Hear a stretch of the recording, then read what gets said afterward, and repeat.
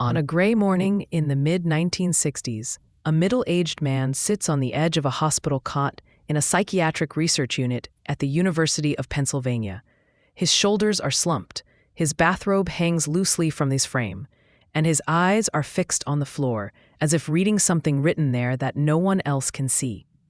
The psychiatrist across from him, a quiet, neatly dressed man with rimless glasses, asks a simple question. "What went through your mind just then?" The patient hesitates. He is used to doctors asking about his childhood, about his parents, about long-buried memories. No one has ever seemed much interested in the words running through his mind in the present moment. Finally, almost reluctantly, he answers, "I was thinking that you must be bored with me, that you're just waiting to get rid of me, like everyone else." The psychiatrist, Aaron T. Beck, notices this answer with the kind of attention other clinicians reserve for dream symbols or slips of the tongue. He has been listening this way for some time now, recording not only his patients' histories, but the fleeting phrases that cross their minds. "I'm a failure. Nothing will ever work out. I don't deserve to get better." These sentences sound, on the surface, like ordinary discouragement. But Beck is beginning to suspect that they are part of a deeper pattern, a constant background commentary that shapes everything the person feels. He does not rush to interpret them as disguised hostility or infantile wishes, as the psychoanalytic orthodoxy of the day would encourage. Instead, he asks his patient whether he is willing to test this thought. Are there any signs, Beck wonders aloud, that the doctor might not be bored? The man looks up, surprised. They talk. The mood in the room changes slightly, then more. It is a small moment, but it is one of thousands that will accumulate into a quiet revolution in the way suffering minds are understood and treated. To see where that revolution comes from, one has to go back 4 decades and north to Providence, Rhode Island, where Aaron Temkin Beck is born in 1921, the youngest of several children in a Jewish immigrant family. His parents, Elizabeth and Harry, have already known loss. Before Aaron's birth, a daughter has died, and his mother falls into a prolonged depression, retreating emotionally even from the children who remain.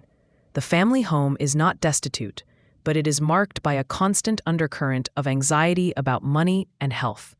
As a boy, Aaron is bright, curious, and drawn to words and ideas, but he grows up in the shadow of grief and fragile hope. At the age of 8, he suffers a serious injury. A fall leads to an infection in his arm. Complications set in. For months he is confined to bed, unable to play or attend school.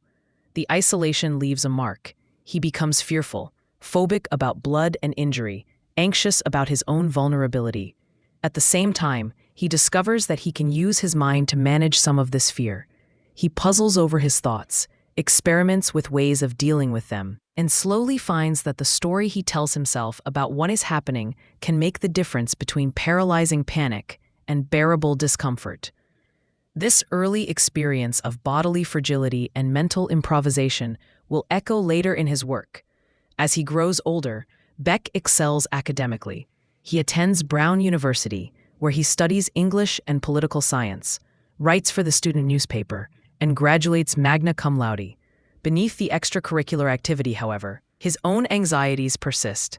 In one often-told episode, he decides to tackle his fear of blood by systematically exposing himself to it, observing his own reactions as if he were both subject and scientist. He volunteers in a hospital setting, watches operations, takes note of his surges of panic and their ebb. Little by little, the fear loses some of its grip. It is an early, informal version of what will later be called exposure therapy, and it reinforces a lesson he has already begun to learn, that how one interprets a situation can amplify or reduce the terror it provokes.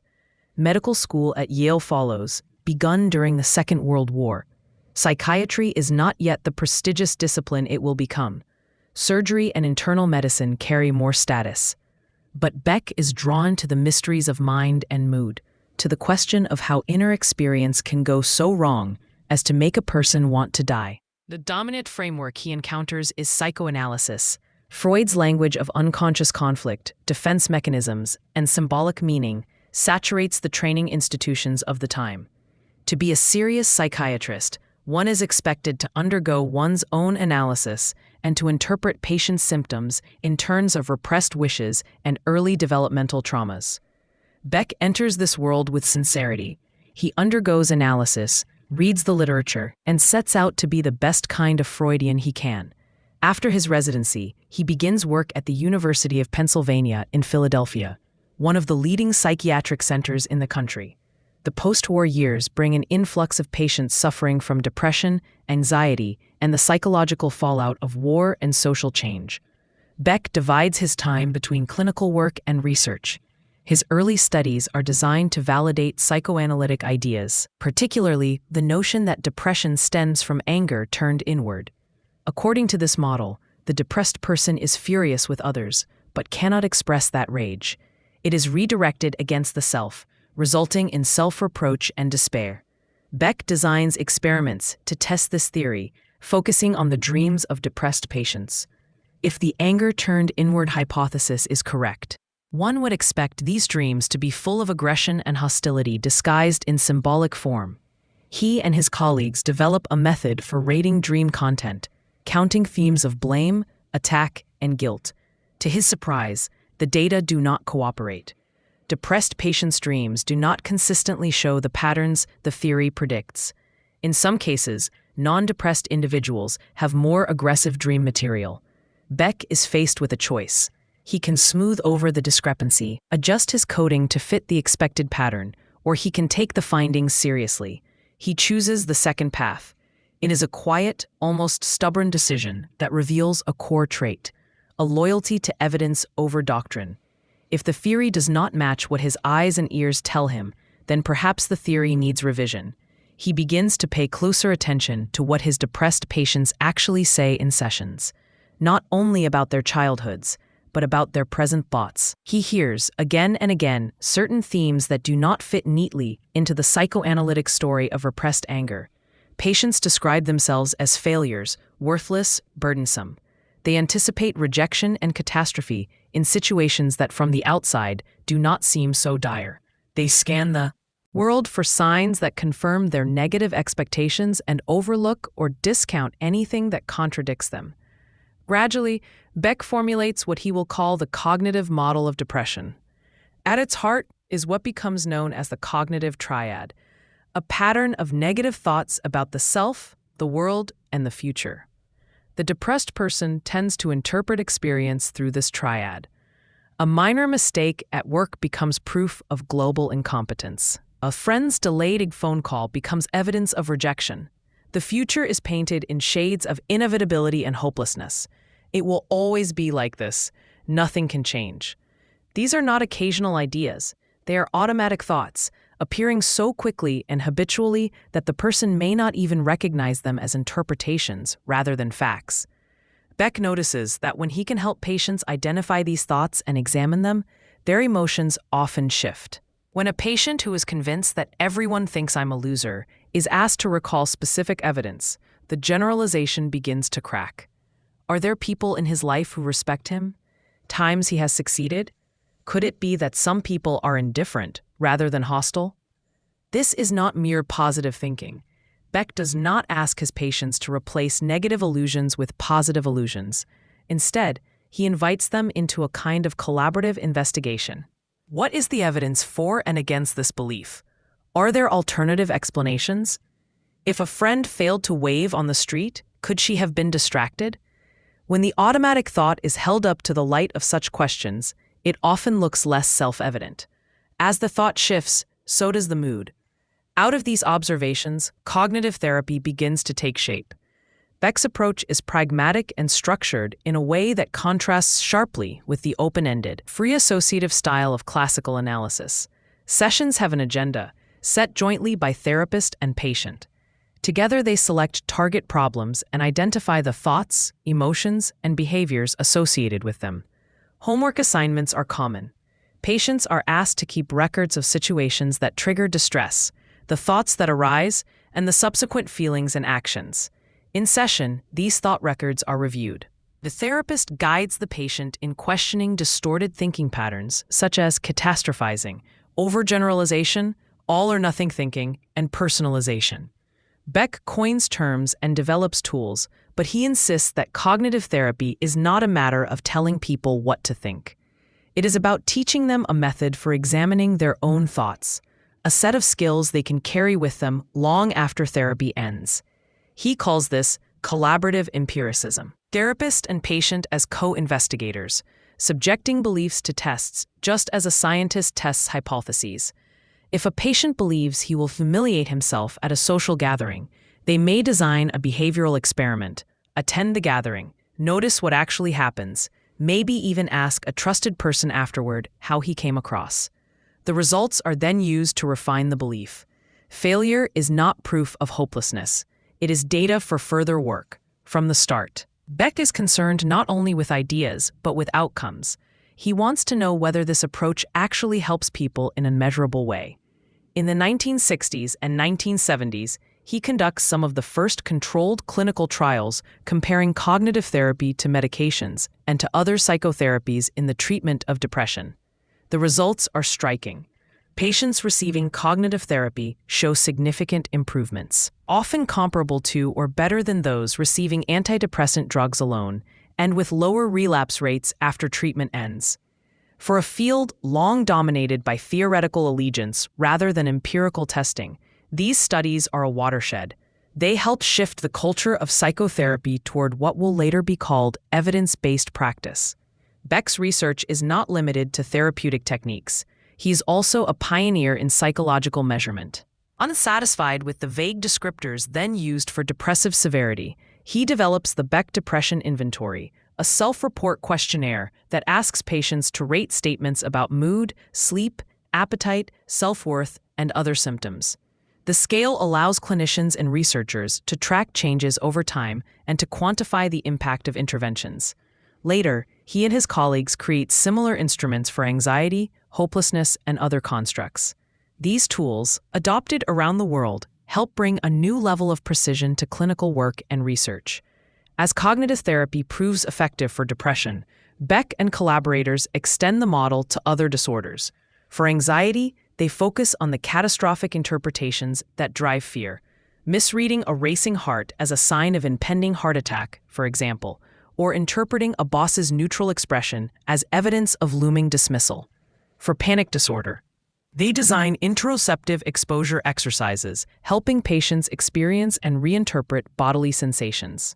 For obsessive-compulsive disorder, they examine the inflated sense of responsibility and overestimation of threat that feed compulsions, pairing cognitive restructuring with behavioral experiments. For personality disorders, Beck explores the deeper schemas, rigid beliefs about the self and others that underlie chronic patterns of dysfunction. I am unlovable. If I am not in control, I will be destroyed. Others will always betray me. In each case, the underlying principle is similar. Identify the beliefs that organize experience, test them against reality, and help the person develop more adaptive ways of thinking and acting.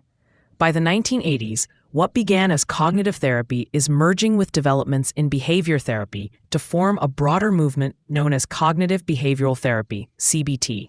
The behavioral tradition, with its emphasis on learning, exposure, and reinforcement, provides powerful techniques for changing habits and reducing conditioned fear.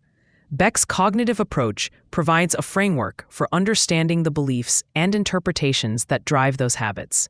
The synthesis is not simple or instantaneous, but over time, CBT becomes the generic term for a family of therapies that share a focus on present problems, structured sessions, homework, and a collaborative stance. Throughout, Beck remains personally modest and clinically focused. Colleagues describe him as gentle, thoughtful, even shy, with a dry sense of humor. He is not a charismatic guru with a flair for spectacle. His writing is clear but not flamboyant, his lectures careful rather than theatrical. Yet the system he helps create spreads widely, in part because it is teachable. Unlike approaches that depend heavily on the personality of a gifted therapist, CBT can be manualized. Training programs, supervision systems, and treatment guidelines can be built around it. For some, this is its greatest strength. It allows effective therapy to be disseminated across clinics, hospitals, and community settings. For others, it is a point of unease, a step toward turning therapy into a set of checklists. Beck is not blind to these dangers. He emphasizes that manuals are guides, not scripts, and that the relationship between therapist and patient remains central. The collaborative, respectful stance he advocates, treating the patient as an active partner rather than a passive recipient of insight, is itself a corrective to more authoritarian models of therapy. In his view, a good cognitive therapist does not simply apply techniques. He or she embodies an attitude of curiosity, warmth, and humility, always open to the possibility that the patient's experience will complicate the neatness of the theory. As the years pass, Beck's influence extends beyond North America. In the United Kingdom and other European countries, health systems facing limited resources and high demand for care adopt CBT as a cornerstone of their psychological services. Training hundreds and then thousands of therapists in a method that can be delivered in relatively brief formats becomes a policy priority. Entire national programs are built around the promise that structured, time-limited cognitive behavioral interventions can reduce the burden of depression and anxiety at a population level. Whether or not these aspirations are fully realized, the fact that they are conceivable at all owes much to the groundwork Beck laid. His personal life moves forward alongside his professional achievements. He marries, raises 4 children, and in later years works closely with his daughter Judith, herself a psychologist. In establishing the Beck Institute for Cognitive Behavior Therapy, the institute serves as a training and research center, spreading CBT globally and adapting it for new populations and problems. Visitors who come to study there sometimes remark on the atmosphere of unhurried attentiveness that pervades the place, a reflection of Beck's own style. Into his 80s and 90s, he continues to write, to attend case conferences, and to think about refinements to the model he first articulated decades earlier. Critiques of cognitive therapy and CBT emerge, as they must for any approach that becomes dominant. Some clinicians argue that its focus on conscious thoughts misses the depth of unconscious processes and relational patterns. Others worry that its structured nature can feel mechanical, especially in the hands of less experienced therapists. There are cultural critiques as well. The suggestion that helping people adjust their thinking risks accommodating them to unjust conditions rather than encouraging social change. Beck listens to these concerns without abandoning his core commitments. He acknowledges that cognitive therapy is not a panacea, that it works better for some conditions and individuals than others, and that it must be integrated thoughtfully with other perspectives. Yet he maintains that teaching people to examine and revise destructive patterns of thinking is inherently emancipatory rather than oppressive. If a person learns to question the belief, "I am worthless," that is not an adaptation to injustice. It is a reclaiming of agency. For Beck himself, the shift from psychoanalysis to a more structured, empirically testable method is not just a change in technique, but a moral choice. He is watched with increasing discomfort, as some colleagues interpret almost any patient reaction as confirmation of their theories. If a patient resists an interpretation, it is taken as evidence of repression. If he accepts it, it is evidence that the analyst is correct. The theory in such a system risks becoming unfalsifiable. Beck's insistence on building measures, running trials, and inviting disconfirmation is a way of protecting patients as much as of satisfying scientific curiosity. If a therapist's favored explanation does not help, it should be revised or discarded, not defended at the patient's expense. Clinical humility, in his view, is inseparable from clinical effectiveness. This attitude extends to his views on medication. Beck is not an opponent of antidepressant drugs. He prescribes them when appropriate and collaborates with psychopharmacologists. But he is wary of any notion that pills alone can resolve the complex patterns of belief and behavior that sustain chronic distress. Medication can lift the heaviest weight of depression, making it possible for people to get out of bed, concentrate, and participate in therapy. Yet unless the underlying cognitive patterns are addressed, he observes the risk of relapse remains high once the drug is stopped. The aim, therefore, is integration. Use every effective tool, but do not confuse symptom suppression with genuine change in how a person relates to themselves and the world. In supervision sessions with younger therapists, Colleagues recall Beck repeatedly bringing the discussion back from abstract formulations to the tangible details of a single thought in a single moment. A trainee might begin explaining a patient's history of loss and rejection. Beck would listen and then ask, what went through his mind the last time he walked into a room full of people? The shift is not meant to trivialize the past. It is meant to anchor therapy in the point where experience crystallizes into meaning. Once you know that the thought was, they will all see how stupid I am, you have something specific to work with, a sentence that can be questioned, tested, and perhaps revised. Without that precision, the risk is that sessions become repetitive retellings of misery without movement. In the broader history of psychotherapy, Beck's contribution can be seen as part of a gradual shift from theories that emphasize hidden causes and distant origins toward methods that focus on what patients can do, here and now, to alter their distress. Psychoanalysis digs for childhood roots. Humanistic therapies invite exploration of feelings and authenticity. Behavioral and cognitive approaches ask, what are you doing and thinking in the situations that trouble you, and what might you do and think differently? Beck does not deny the importance of the past. He recognizes that early relationships and experiences shape the schemas that later guide perception. But he insists that even those schemas can be brought into awareness and modified through practice. In this sense, cognitive therapy is deeply hopeful. It assumes that people can learn. This hopefulness is not naive. Beck spends his life with people in profound pain, men and women immobilized by depression, haunted by trauma, gripped by chronic anxiety, entangled in patterns of self-sabotage. He sees relapse, resistance, and the stubbornness of old beliefs. He also sees, again and again, that small changes in how people interpret events can open surprising doors. A man who believes that a single setback proves he is doomed discovers that he can view it as feedback rather than verdict.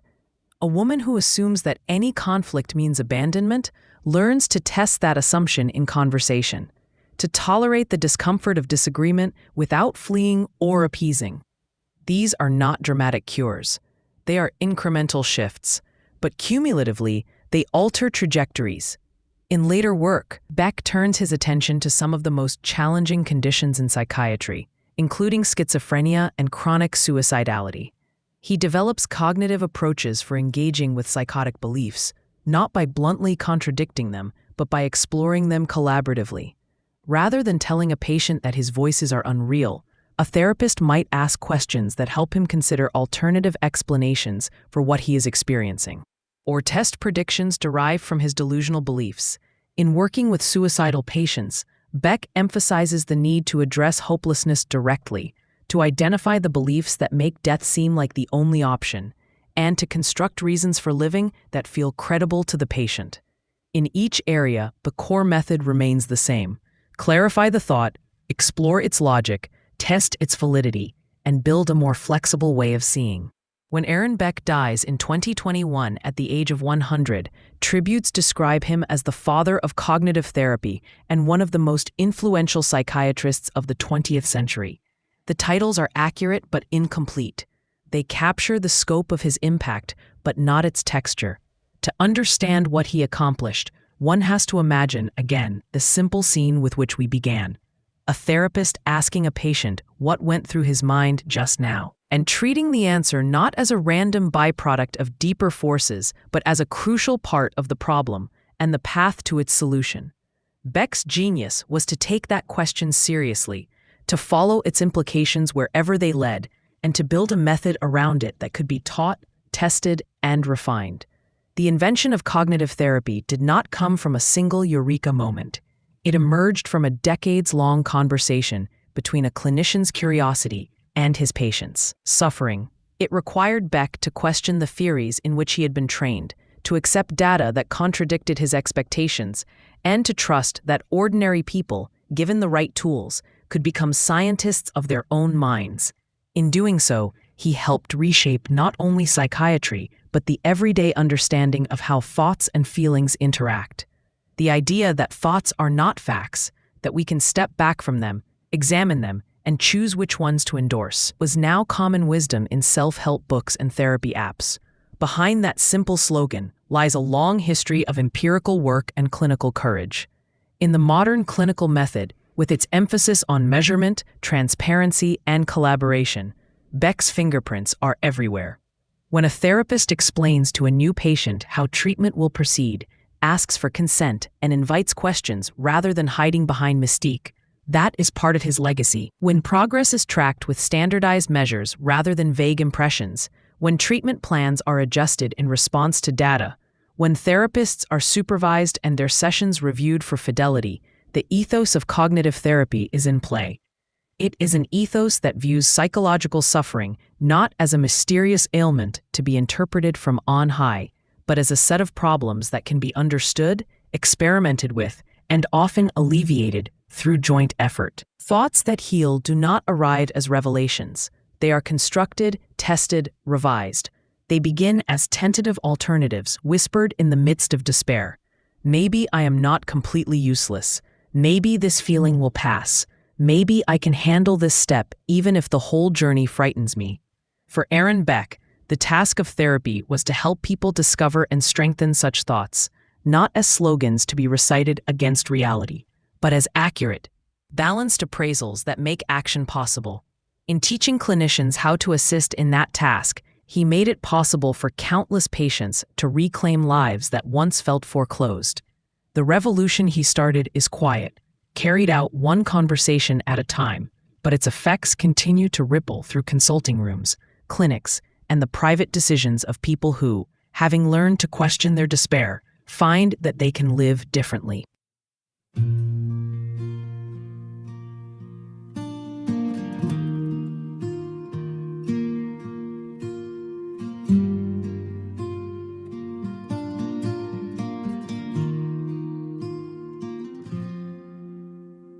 Midnight rails under silver moon, dusty boots on a winding road.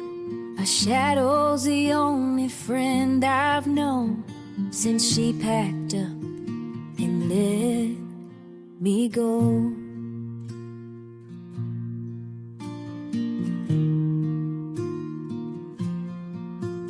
Empty whiskey bottle on the seat, her laugh still echoes in my bones. Saddle's heavy with memories. I ride alone where the wind still blows. Nowhere else to be. Nowhere else to be. Nowhere else to be.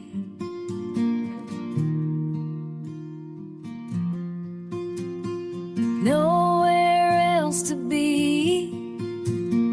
Nowhere else to be. Nowhere else to be.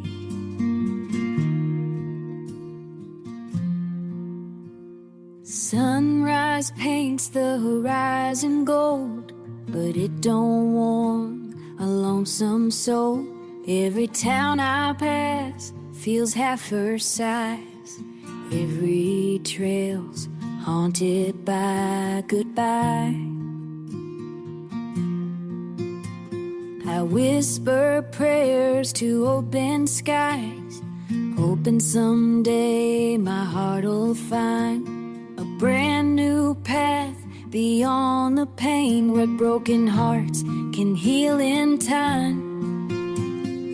Nowhere else to be.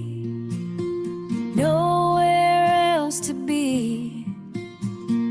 Nowhere else to be.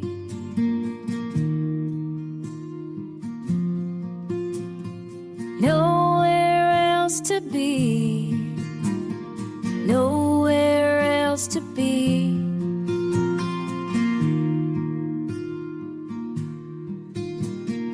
Nowhere else to be.